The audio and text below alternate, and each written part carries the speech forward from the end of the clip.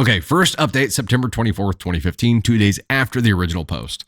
Hey, so I posted a couple of days ago about how I went on a date with this guy who tried to rob me. This is just a quick follow-up, nothing major.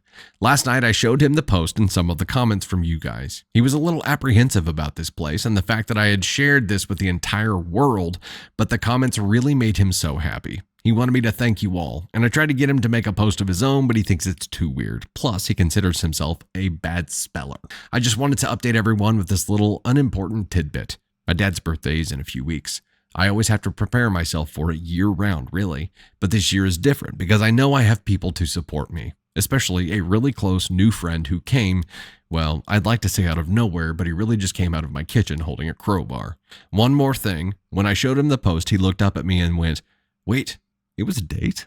And I got so embarrassed. Then he laughed and told me that he was relieved because he thought it was a date too. We haven't talked about anything else along the lines of dating in the future. I just wanted to extend my gratitude, my thanks, and my love, as well as his, to you all. Thank you, thank you. Second update, March 13th, 2016, 6 months after original post. I've been trying to write this for the past 3 months, but I always kept getting busy. I don't think she meant it that way. I truly don't know what to say because so much has happened in the 6 months since I wrote all of this down for the first time. I want to say this for me, to get this off my chest. I cared about him. I cared for him. I did. I can't deny that. In January, right after the new year started, I got a phone call at 2:30 in the morning from him.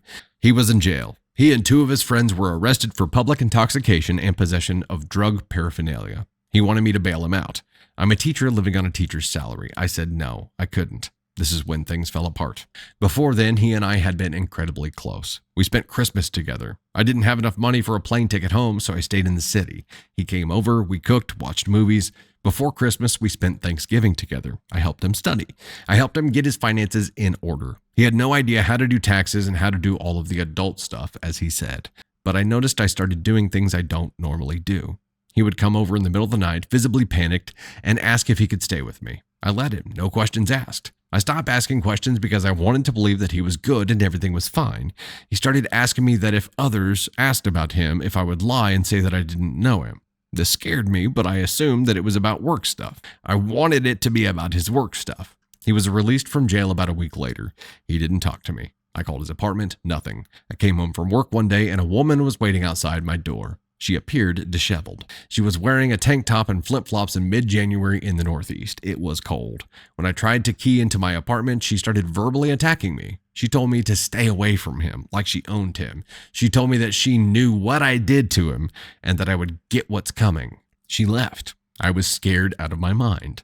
Before calling the police, I decided to call his apartment one last time. He answered. I told him about the woman. He apologized, said that he was seeing her. He didn't intend for her to come over and interfere. But that led to another question. How did she know where I live and how many others had he told where I lived? He hesitated before answering. I remember that, but he just said that he was sorry. I immediately packed an overnight bag, grabbed my most valuable items, and went to stay in a hotel. I used my credit card, my only in case of emergencies card, because I no longer felt safe because of him. I came back to my apartment the next day. Everything was fine. He came over to apologize. I told him to get out. I started crying. When I'm angry, I cry. He tried to hug me, but I remember picking up a piece of wood. I had dismantled an IKEA shelf to protect myself. I demanded to know what he was doing. He told me he was selling drugs. He told me that he had to do it because he knew people that would hurt him. Lies, I guess. I don't know.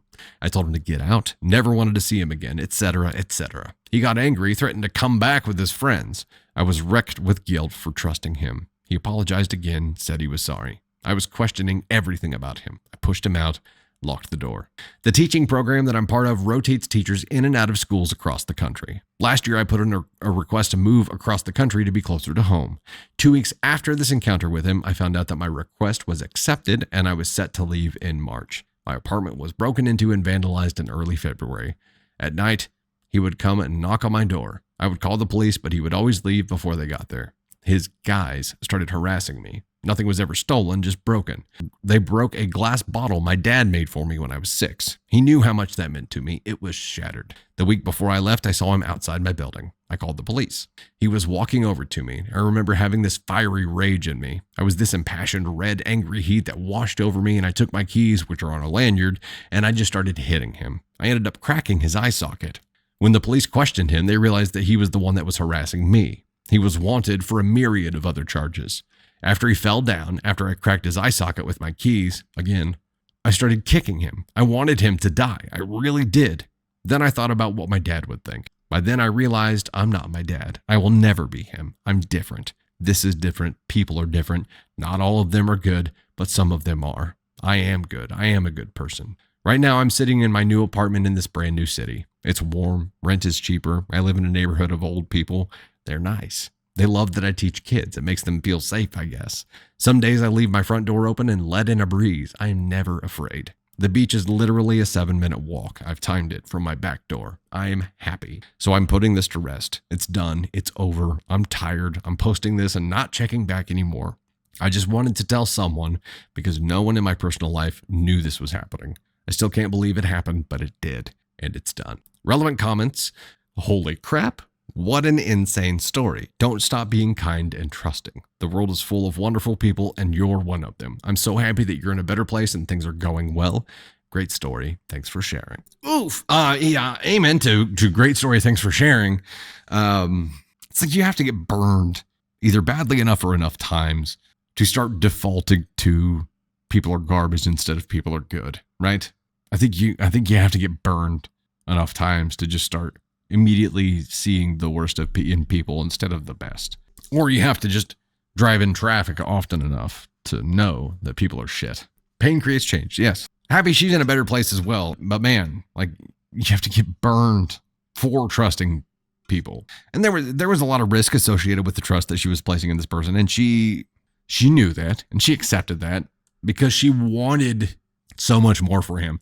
And here's the kicker. I think everybody who is in some kind of cycle of addiction or cycle of poverty or some kind of cycle that's holding them down needs that one person that's not giving them a hand out, but a hand up, right?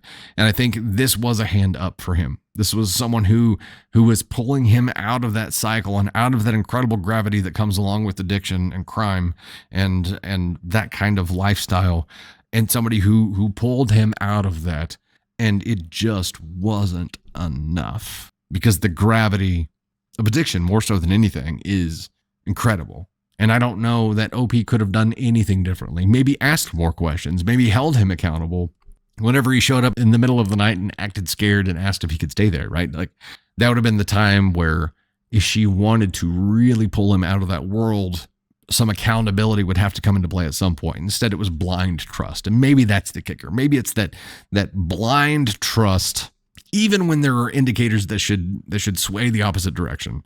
Maybe that's it. There's believing the best in people and giving people the benefit of the doubt and believing that people are innately good and not garbage, which is tough, but not blindly. Not when there is direct, repeated evidence to the contrary right in front of you and you're just in denial. So believe the best in people, but not to the point of denial, right? Don't ignore the red flags. They're there. They're real. Trust but verify, right? I think maybe at this point in life, I'm just either becoming an old curmudgeon or just see people be idiots in traffic too much or something. But I feel like everyone by default is driven by selfish intentions. And maybe not bad, maybe not good or bad. I don't think it's as easy as that, but I think everybody is innately selfish. And that when forced to choose between themselves and someone else, most people will choose themselves. Unfortunately, there are definite exceptions to that, but I think you can have this worldview where you believe that people are truly good and have will default to good, and if made to choose life or death between good or not bad but selfishness, that they would choose the benefit of another, or I don't know. And I think in this case it was accountability. Like there was trust, but there has to be trust with accountability. There can't be trust that you can just knowingly abuse. And that's what happened in this story. It was willful abuse of trust. That's where it went sideways.